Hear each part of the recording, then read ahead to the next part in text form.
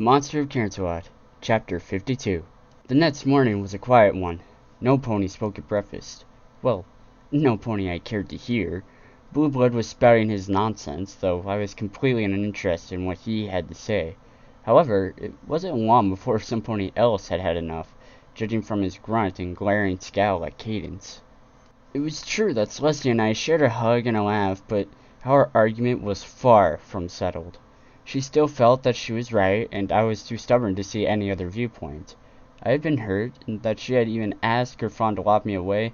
I was even more hurt that he had gone along with it.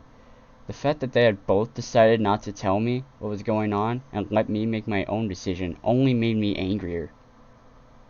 "I beg your pardon, your highnesses, but King Griffon has just arrived outside the palace." "Very good.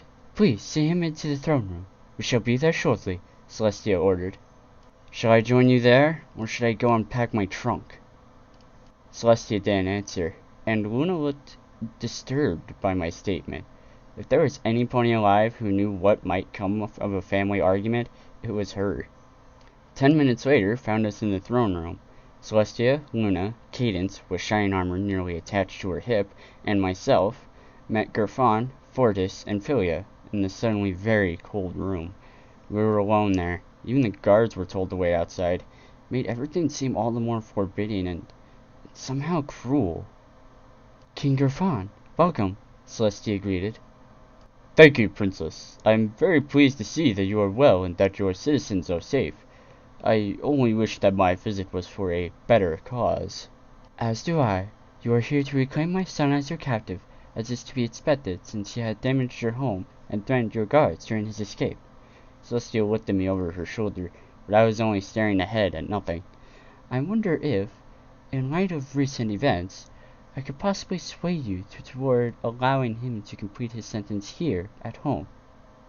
"Princess, as you stated, the prince has done damage to my home and made threats against my countrymen." Griffon lowered his head and took 2 steps forward. "You know as well as anyone how much I admire the court, but I cannot allow such blatant disrespect for my realm and disregard for my authority just go by the wayside. I'm afraid I must insist on him returning to my custody." Celestia took 2 steps of her own. From what I could see of her face, I could tell she was a little more than displeased. She breathed deeply in her preparation to speak, but she was interrupted. "I beg your pardon, your highness, but there are visitors here to see you," a guard peeking through the door told us. "And I said I was not to be disturbed," Celestia scolded. "I beg your pardon, Princess, but I was addressing the prince." All eyes were suddenly on me. Who is it?" "Captain Spitfire of the Wonderbolts and 2 citizens of Ponyville." I looked around and was answered with only surprised looks. "Send them in, I guess." The door opened a little further and a tiny light purple streak rocketed up the red carpet and latched itself onto my legs. I recognized the streak and immediately found myself in a better mood. Playful foals always seem to do that to me. "Dinky, get back here!" Derpy cried out to her little girl as she trotted toward us with the wide-eyed Wonderbolt captain beside her, a visible sweat forming on her brow. I leaned down and plucked the filly off my shin and cradled her in my arms. "I've got her, Derpy," I told her as I tickled the little fluffy tummy of Dinky, though I think I just may have to keep her this time. "Princess Celestia, please excuse our interruption," Spitfire begged as she and Derpy bowed. "I only wish to come and thank the prince for yesterday morning." "Oh," Luna started. "And just what did my nephew do for you yesterday?" Spitfire looked back and forth as if the question was a ridiculous one. "Did he not tell you? He saved that unicorn filly he's holding now. The poor thing was stuck up in Cloudsdale all alone after Tira took our flight from us." Spitfire looked at Derpy and smiled. "Just seeing a member of the royal family still fighting for us, it gave us hope." "And he gave me my little muffin back." "I will admit that seeing Chris on the palace grounds lifted my spirits as well," Shining added. "I know it may not be my place, but I would say that it was a good thing that Chris escaped the Griffin Kingdom and came back here." "Be that as it may, the problem we are here to resolve is of a criminal act against my people," King Griffon stated. "It pains me to even bring it up, but I feel that justice must be carried out." "Wait, what's going on here? What justice? What crime?" Spitfire asked with a concerned expression. Celestia explained for her. After the games, your prince assaulted a griffin and could have caused serious injury if he hadn't been stopped. It had been agreed between the two families that Christopher would be sent to spend a moon with the king as a type of confinement. After Tyrek attacked us, Chris destroyed a portion of the castle during his escape and threatened some of the guards. King Gerfon wishes to bring Chris back to the kingdom to carry out reparations. He's not gonna hurt him, is he? Dinky asked. Of course not! Gerfon nearly shouted. I consider the prince to be family and would never do anything to hurt him. Then you just want to lock him away? Derpy asked. That's so mean. Derpy, I think you and I should leave the royals to their business, Spitfire said. I'm starting to get the feeling that this is something we really shouldn't be a part of. I believe that would be best, Captain, Cheyenne agreed. Although it's good to know that you're safe. Aww, but I want to stay with Chris a little while longer, Dinky whined. Sorry, Dinky, but you have to go with your mommy. I placed the little affiliate on the back of her mother. Okay, she sighed. After they left, I decided it was time that I added my 2 bits. King Gerfon, I know that my behavior while in your custody was less than becoming of a man in my position, but I implore you to allow me to remain here in Equestria. A lot of damage has been done by Tyrek, and I need to be here to help make it right. And what of the damage done to my home? Philia asked.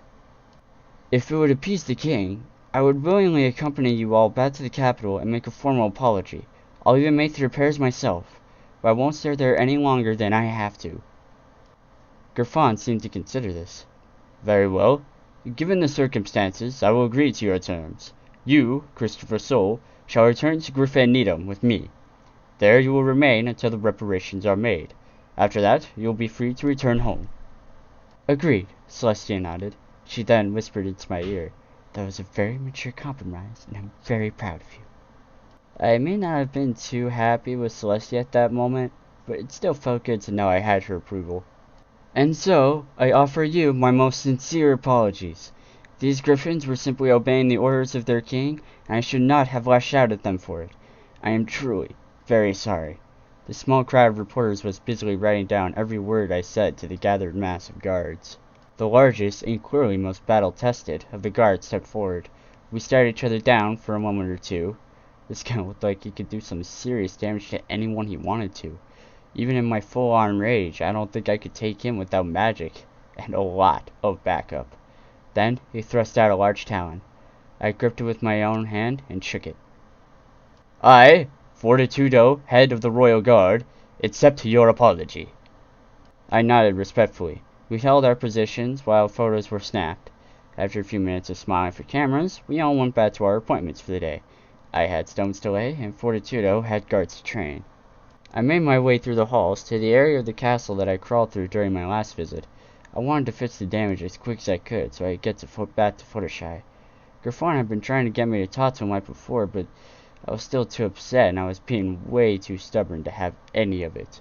Look, all I'm saying is that you don't have to be in such a hurry. You can take your time with the repairs and enjoy a little downtime after this whole Tyrek mess. And all I'm saying is I don't want to be here any longer than I have to be. No offense to you, Your Highness. I just miss my mare and my home. Your Highness? Whatever happened to Uncle? Gerfon was smiling uneasily. I wanted to yell. I wanted to turn on him and let him know exactly what was on my mind. Instead, I set the stone I was holding in its place, stood up straight, took a deep breath, and let it out. Uncle lied to me and locked me away while the rest of my family, friends, and citizens were scared for their lives. I spoke evenly and didn't even turn my head as I laid more mortar in preparation for the next stone. Right now, I don't know if I'll ever see Uncle again. Gerfon didn't say anything. In fact, he didn't even move for a few seconds. When he did move, the first thing he did was pick up a stone and set it in place. You're right. I handled it wrong. Your mother thought that keeping you here and ignorant of the events in Equestria would have been the best way to protect you, but if I had to do it again, I would have told you everything. But I still would have tried to keep you here. I'm sorry I lied to you. Gerfon picked up another stone and placed it. But I'm not sorry for trying to keep you safe. We worked together in silence for a while, and then I said to the king, "You know, you're the first one in this whole mess to admit an error on their part. Even I'm too stubborn to admit it." "Maybe, but you're still young," Gerfon chuckled. "The young are allowed to be stubborn." I placed the final stone in its place. There. Finished. "Listen, I don't hate you. I don't think I could. But I'm still angry." I leaned against the wall and slid down it until I made contact with the floor. "I'm so very angry at those that have been family for the last 16 years. Mom kept me in the dark and made you do the same thing." I pulled the 5 feathers out of my shirt and held them up. "I'm actually so mad at Mom, and I almost left a feather behind. If it weren't for the others being attached permanently, I would have. I just don't want to be so angry anymore." Gerfon sat next to me against the wall. "I can't pretend to understand what your Alicorn blood does to your human mind, but I do understand anger. Griffins are taught from a very young age to be warriors. The most prominent memories I have of my father, of him telling me that I needed to be stronger, faster, and braver than any other griffin because I was to be the king. I never seemed to be good enough for him." Gerfon shook his head at the memory. "He made me kill my first stag when I was only 5. I was just a chick, Chris. Even younger than when you came here to use. You know what he said when I brought down that creature? He said, 'Stop crying. Act like the king you were born to be.' I hated him for always treating me like that. I still do. When he died, I swore I would never treat my own chits that way, so that they wouldn't have to be as angry as me." Wow. Any advice on how to get past all this? "You've got a mare, right?" "Yeah, Fluttershy. She's a great mare. I love her more than anything." "Then that's it. You've got someone to love and care about, and to care about you. When I met my sponsor, everything changed. She made me who I am more than my father ever did. When she sank her talons into me, she let out all the hate and bitterness and anger that I had in me." Gerfon took a deep breath and allowed a long sigh. "She left me with 2 great chits, and a whole life's worth of glorious, beautiful memories. Now, any time I feel those old feelings creep up from the pits of my soul, I think of Swan's smiling face and soft feathers, and all that stuff just drifts away." I looked at him and decided to not see the single tear roll down his face. This sponsor of his must have been quite the lady. He had a point, though. Fluttershy was the one to pull me out of my funk every time. Before her, it was Roseluck, and there was always Celestia, Luna, Cadence, and all the other ponies who've always been there for me. Since the very first day I came to this world, they've all been there for me. Always. I stood up and stretched. "You're right, Gerfon. I've been focusing on the wrong thing. You and Mom didn't keep me here to keep me away. You did it to keep me safe. Deep down, I knew that, but something wouldn't let me see it. Something kept telling me that you were against me. It was like I couldn't see it as anything other than a personal attack. I'm sorry for that." "It's alright, Chris. As I said, I was young once too.